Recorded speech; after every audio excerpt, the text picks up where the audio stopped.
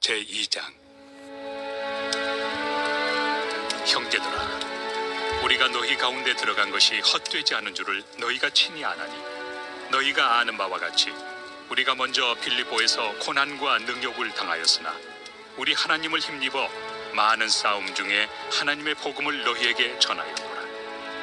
우리의 권면은 간사함이나 부정에서 난 것이 아니요 속임수로 하는 것도 아니라 오직 하나님께 옳게 여기심을 입어 복음을 위탁받았으니, 우리가 이와 같이 말함은 사람을 기쁘게 하려 함이 아니요 오직 우리 마음을 감찰하시는 하나님을 기쁘시게 하려 함이라. 너희도 알거니와 우리가 아무 때에도 아첨하는 말이나 탐심의 탈을 쓰지 아니한 것을 하나님이 증언하시느니라. 또한 우리는 너희에게서든지 다른 이에게서든지 사람에게서는 영광을 구하지 아니하였노라.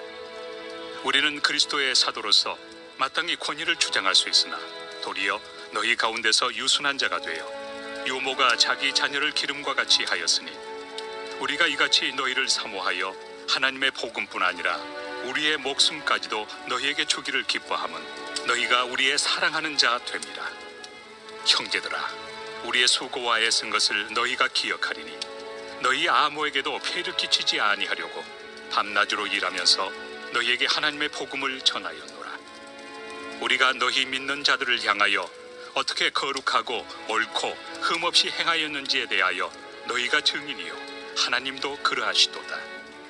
너희도 아는 바와 같이 우리가 너희 각 사람에게 아버지가 자기 자녀에게 하듯 권면하고 위로하고 경계하노니, 이는 너희를 부르사 자기 나라와 영광에 이르게 하시는 하나님께 합당히 행하게 하려 함이라.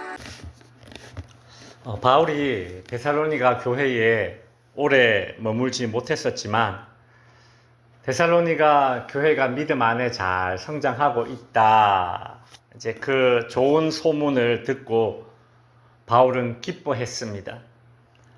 오늘 본문은 바울이 그 기쁨, 그 감동을 안고 이전에 데살로니가에서 복음을 전하던 때를 이렇게 회상하는 장면입니다.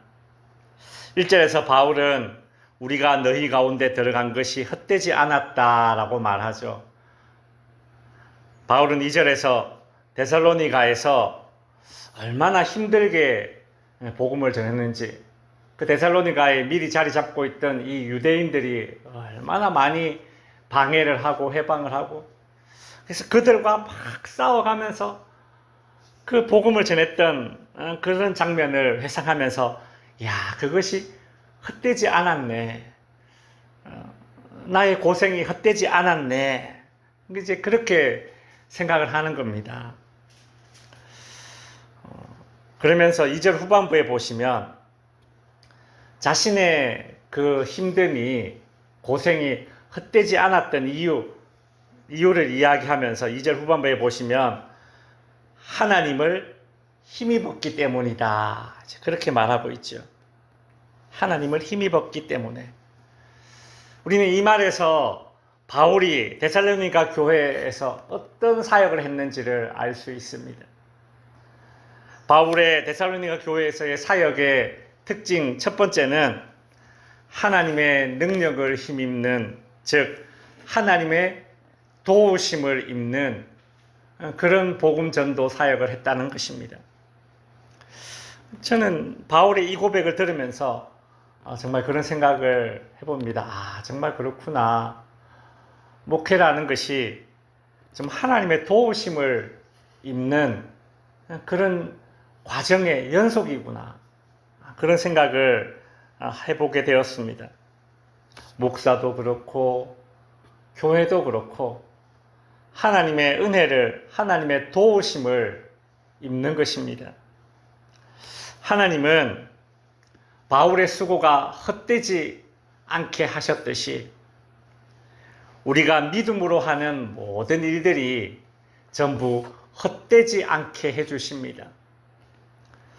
바울은 계속해서 데살로니가에서 어떻게 사역했는지를 회상합니다. 4절에 보면 바울은 자신이 복음을 위탁받았으니 사람을 기쁘게 하기 위함이 아니요 오직 하나님을 기쁘시게 한다 라고 말하고 있습니다. 바울의 이 선교 사역은 어떤 사역이었는가 그 특징을 알 수 있는데요.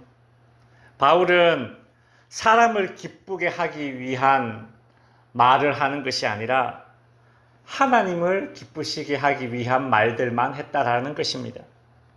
그게 뭐겠습니까? 내가 하나님으로부터 복음을 위탁받았으니 나는 그냥 이 복음만 전할 뿐이다 라는 것이죠. 바울은 하나님으로부터 위탁받은 복음을 오직 복음만을 그대로 전했습니다. 5절에서 보시면 너희도 알거니와 우리가 아무 때에도 아첨하는 말이나 탐심의 탈을 쓰지 아니한 것을 하나님이 증언하시느니라. 바울은 데살로니가에서 아첨하는 말을 한 적도 없고 탐욕을 부린 일도 없다고 말합니다. 또한 6절에서 우리는 너희에게서든지 다른 이에게서든지 사람에게서는 영광을 구하지 아니하였노라. 그러니까 바울은 사람에게 인정받고 칭찬을 받으려고 사역하지 않았다라는 것이죠. 그렇습니다. 사람의 마음을 얻으려는 말을 하려고 하면 복음 외에 철학, 역사, 정치, 풍자, 문화, 다른 말을 많이 해야 합니다. 바울은 이 당시에 이 그리스 철학을 최고로 그렇게 여기는 이 사람들에게, 이 데살로니가 사람들도 그런 사람들이거든요. 야, 우리 그리스 철학이 최고지. 그들의 마음을 얻기 위해서 복음을 전한다고 들어가서 그들의 마음을 얻기 위해서 철학을 이야기하지 않았습니다. 이런저런 철학적인 말들을 쭉 늘어놓으면서 자신의 박학다식함을 보여주고 그들에게 인정받으려고 한 것이 아니라 오직 복음만을 전했다라고 하는 것이죠. 사실 진짜 그들을 위한 말은, 진짜 이 데살로니가 불신자들을 위한 말은 뭐겠습니까? 복음 외에 뭐가 필요하겠습니까?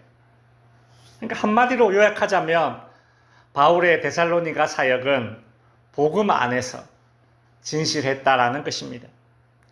7절부터 12절까지는 바울이 데살로니가 교회에서 어떻게 사역했는지 그 세 번째 특징을 알 수 있습니다. 바울은 7절에서 이렇게 말합니다. 우리는 그리스도의 사도로서 마땅히 권위를 주장할 수 있으나 도리어 너희 가운데서 유순한 자가 되어 유모가 자기 자녀를 기름과 같이 하였으니, 바울은 유순한 자가 되어서 유모가 자기 자녀를 기름과 같이 그렇게 하였다라고 회상을 하고 있습니다. 군림하고 강요하고 지시하고 요구하는, 즉 권위를 가지려는 자가 아니라 유순한 자로 데살로니가에서 복음을 전했다라는 것이죠. 이제 말씀을 마칩니다. 바울은 자신이 왜 이렇게 수고하고 애썼을까, 이제 그 이유를 12절에서 이렇게 마무리를 합니다. 이는 너희를 부르사 자기 나라와 영광에 이르게 하시는 하나님께 합당히 행하게 하려 함이니라. 하나님이 우리를 하나님 나라의 그 영광에 합당하게 그렇게 살으라고 우리를 부르셨다라는 것이죠. 하나님 나라에 합당하게 살으라고 우리를 부르셨다. 마치 이스라엘 백성들을 애굽에서 하나님의 백성답게 살으라고 애굽에서 구원해냈듯이 하나님께서 그의 나라와 그의 영광에 합당한 삶을 살으라고 우리를 선택하여 불렀으니, 이제 우리는 이 세상과 사람들이 필요한 그런 삶을 사는 것이 아니라 하나님께 합당한 삶을 살아가자, 그 이야기를 하는 것입니다. 오늘도 우리의 생각과 행동들이 하나님 나라에 합당한 삶이 되어서 살아가는 우리의 모든 오늘 하루의 삶이 되어지기를 바랍니다. 기도하겠습니다.